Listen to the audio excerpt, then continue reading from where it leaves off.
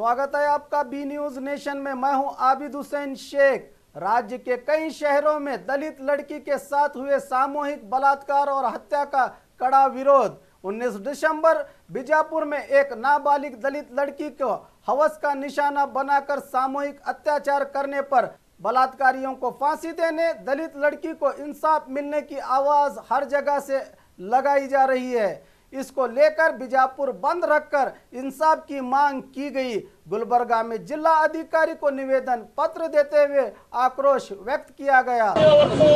ಒಂದು ಹಕ್ಕನ್ನು ಪಡ್ಕೊಳ್ಳತಕ್ಕಂತ ವರ್ಗ ಆಗ ಹೊರತು ನಮಗೆ ನ್ಯಾಯ ಸಿಗಲ್ಲ। ಇಂಥ ದಾನಮ್ಮನವರು ಎಷ್ಟು ಜನ ನಡೀತಾರೆ ಗೊತ್ತಿಲ್ಲ। ಪ್ರಾಯಕ ಬಿಜಾಪುರ ಇನ್ನೊಮ್ಮೆ ದಾನಮ್ಮ ಅವ್ರಿಗೆ ಅಲ್ಲಿ ಎಲ್ಲಿ ತನಕ ಅವ್ರಿಗೆ ನ್ಯಾಯ ಸಿಗ್ತದೋ ಅಲ್ಲಿ ತನಕ ನಾವೆಲ್ಲ ಹೋರಾಟ ಮಾಡೋಣ ಜೊತೆನಲ್ಲಿ ಅಂತ ಹೇಳಿ ತಮ್ಮೆಲ್ಲರಿಗೂ ವಂದಿಸಿ ನನ್ನೆರಡು ಮಾತು ಮುಗಿಸ್ತೀನಿ। ಜೈ ಭೀಮ್ ಜೈ ಭಾರತ್।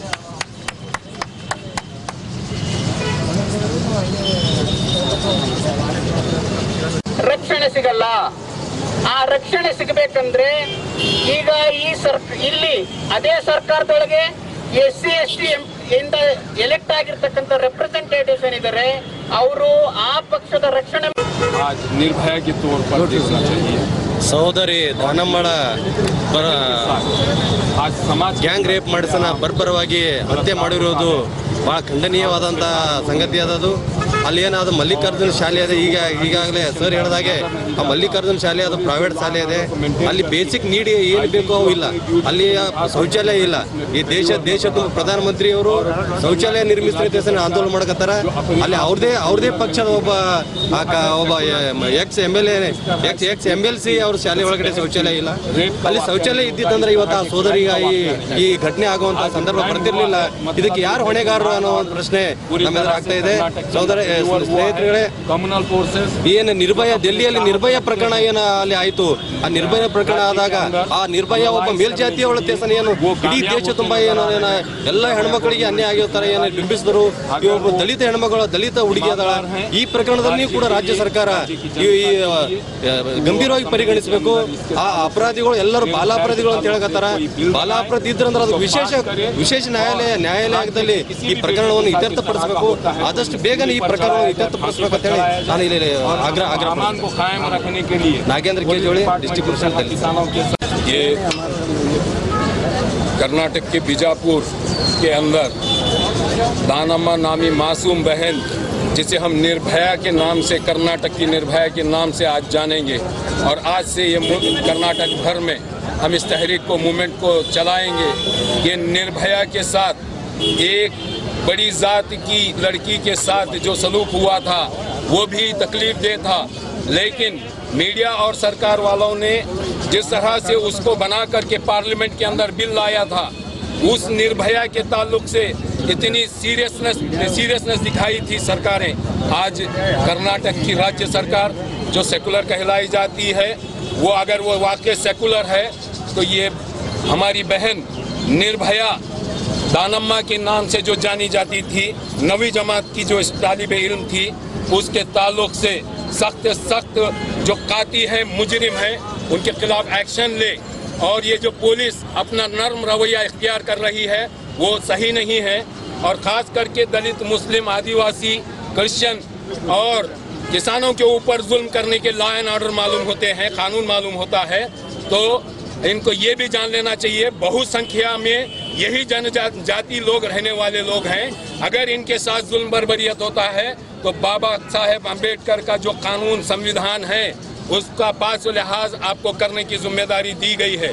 अगर आप नहीं करेंगे तो रियासत भर में उग्र होराटा करेंगे, और हम उस निर्भया को जब तक का जस्टिस नहीं मिलेगा, और वो मुजरिमीन को, वो कातियों को, वो रेपिस्टों को जब तक का फांसी नहीं दी जाएगी, तब तक का हम सुकून से नहीं बैठेंगे। सारे समुदाय के लोग, सेकुलर लोग, दलित, आदिवासी, क्रिश्चियन, किसान और सेकुलर लोग सभी मिलकर के कर्नाटक भर के अंदर उग्र होराटा करेंगे।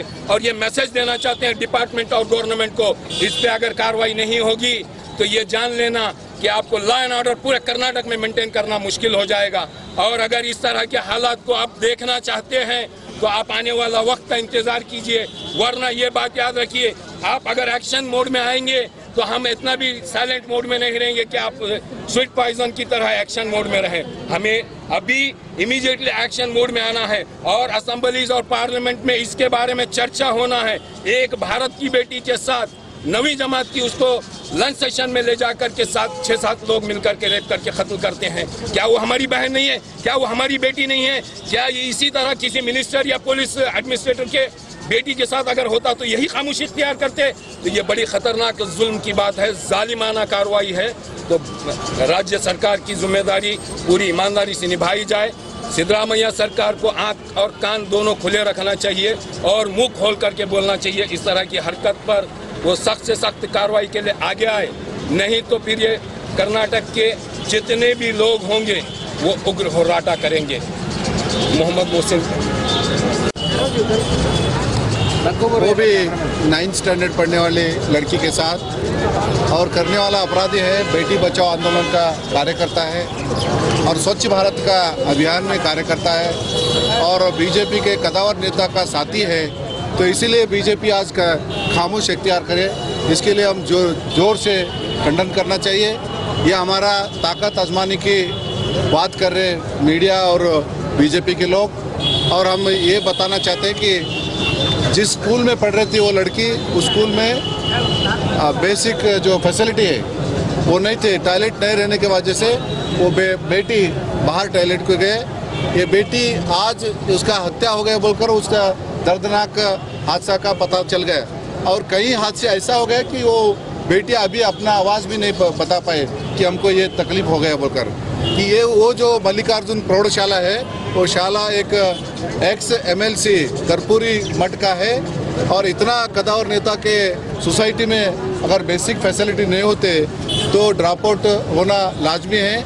आज हम जितना जिम्मेदार जो कातिल को ठहराते हैं या रेपिस्ट को ठहराते हैं, उसी जिम्मेदारी वहाँ का BO का है, वहाँ का CDPO का है, वहाँ का डिप्टी कमिश्नर का है, वहाँ का SP का भी है।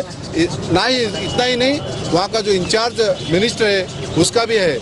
कत्ल हो के 12 घंटे के बावजूद भी वहाँ डिप्टी कमिश्नर के रेसिडेंस के गेट के सामने एक लाचार माँ अपनी बेटी को लेके, बेटी का लाश लेके जस्टिस के लिए मांग करते रही, लेकिन वहाँ के नालायक DC और SP क्या हुआ, एक कॉमन सेंस भी अप्लाई नहीं हो कि एक रोड रास्ते पे अपना घर के सामने इतना बड़ा मजमा एक ट्रैक्टर का टायर भर के जलाए तो भी वहाँ का नालायक DC बाहर नहीं है। ये साबित करता है कि जात पात का स्मेल इसमें आ रहे है, क्योंकि घटनाओं के 12 घंटे के बाद भी वहाँ का concern police inspector, sub inspector जिसको बोलते हैं, वो FIR करने तक वहाँ घटनास्थल पर नहीं आए। और इसी बात को लेके वहाँ के जो प्रोग्रेसिव ऑर्गेनाइजेशन है वो सभी लोग मिलके 12 घंटे तक ये जो सर्दी है, ये सर्दी को परवाह न करते हुए डिप्टी कमिश्नर बीजापुर के घर के सामने धरना देने के बाद भी उसको ज़्यादा अहमियत नहीं दी है कर्नाटक सरकार, क्योंकि ये रामलिंग का गृह मंत्री जो रामलिंग रेड्डी साहब है उनका बेटी नहीं है, और मुख्यमंत्री जो सिद्धरामैया है उनका बेटी नहीं है, बल्कि एक आम गरीब का बेटी है। और इस पे मीडिया भी खामोश है, और इस पे जो बेटी बचाओ आंदोलन करने वाले, जो भारत माता की बात करने वाले जो नालायक लोग हैं, वो लोग भी जात पात पर उतरे। इसलिए हम इस विषय को यहीं पर नहीं ख़त्म करते, इसको गली गांव देश भर में इसका एहतजाज को पुरजोर से जोर करना है, और एक ही ऑर्गेनाइजेशन नहीं, डिफरेंट ऑर्गेनाइजेशन को लेके हमको मूवमेंट करना है। जब तक वो वहाँ के कातिल लोग, वहाँ के जो रेपिस्ट लोग हैं उसको अरेस्ट तक नहीं करे वहाँ के पुलिस, इससे पता लगता है कि कर्नाटक में गुंडा राज है या कम्युनल राज है। बेशक ये घटना से हमको पता लगा कि कम्युनल राज है, गुंडा राज है। इसलिए हम ये इस एहतजाज से मांग करते हैं कि पूरे देश में जो मीडिया सरकार चला रहे कि हम उसको रोकने के लिए हम खुद मीडिया बनना है, और जो वहाँ का जो MLC है जो बसनगौड़ा यात्नाड़, उसका चमचे, उसका जो टेल है, वो लोग इसमें इन्वॉल्व है कि हम इसको CBI नहीं, इसको बहुत बड़ी जुडिशियल इंक्वायरी से इंक्वायरी करना, क्योंकि एक लड़की का पता लग गया कि वहाँ पे ऐसा हालत हो गया बोलकर। कई आवाज़ है अभी तक नहीं पहुँचे, बाहर।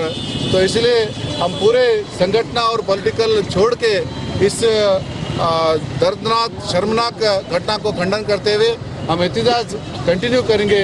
इसको पूरा लेवल पर हम जस्टिस के लिए लड़ेंगे बोलकर मैं अपना बात। और खबरों के लिए देखते रहिए बी न्यूज़ नेशन।